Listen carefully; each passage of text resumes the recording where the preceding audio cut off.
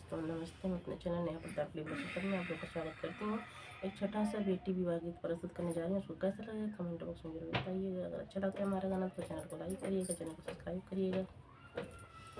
गंगा के तीरे तीरे लागी रे बाजरिया यार लागी रे बाजरिया यार चुनरी बिकाइया ना मोला रे लाला नवा यार चुनरी बिकाइया ना मोला रे लाला नवा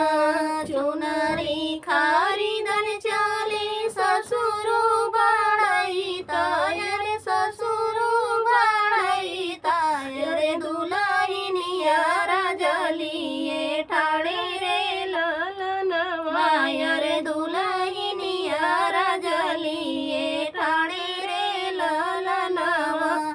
हलकी चुनरिया जीनी लाया मोरे ससुरो यार लाया मोरे ससुरो यार सेंदूरा जाला कई मोरी मागे रे लाला नवा हरे सेंदूरा जाला कई मोरी मागे रे लाला नवा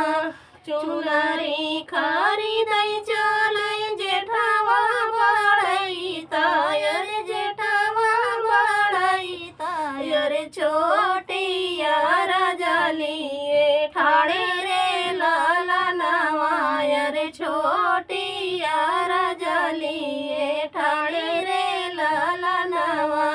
हालाकी चुनरिया जीनी लाया मोरे जेठावा यार लाया मोरे जेठावा यार सेनूरा जाला कई मोरी मागे रे लाला नवा यार सेनूरा जाला कई मोरी मागे रे लाला नवा गंगा के तीरे तीरे लागी रे बाजरिया यार लागी रे बाजरिया यार चुनरी बिकाइया ना मोला रे लाला नवा यार चुनरी बिकाइया ना मोला रे लाला नवा हरे चुनरी खरीदई चले देवरा दुलारुआ यार देवरा दुलारुआ यार भाभी यार जलिए ठाणे रे लाला नवा यार भाभी यार जलिए ठाणे रे लाला नवा हलकी चुनरिया जीनी लाया मोरे देवारू अरे लाया मोरे देवारू अरे सेंदूरा जाला कई मोरे मागी रे लाला नवा यार सेंदूरा जाला कई मोरी मागी रे लाला नवा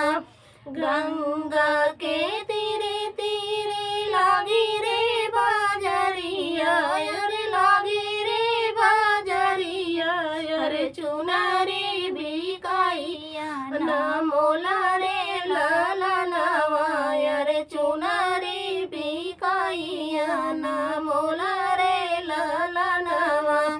गंगा के तीरे तीरे लागी रे बाजरिया यार लागी रे बाजरिया यार चुनरी बिकाइया ना मोला रे लाला नवा यार चुनरी बिका